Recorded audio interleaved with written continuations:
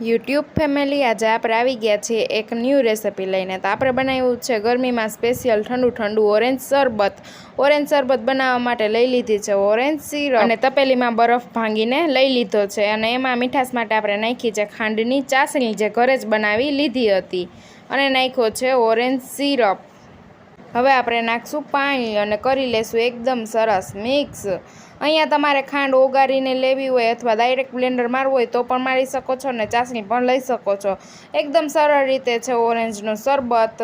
ગરમીમાં સ્પેશિયલ તમે 2 મિનિટમાં જ ફક્ત બનાવી શકો છો. તો તૈયાર છે આપણું એકદમ સ્વાદિષ્ટ ઠંડુ ઠંડુ ઓરેન્જ શરબત. તમને રેસિપી કેવી લાગી ને કમેન્ટ કરીને જરૂરથી જણાવજો.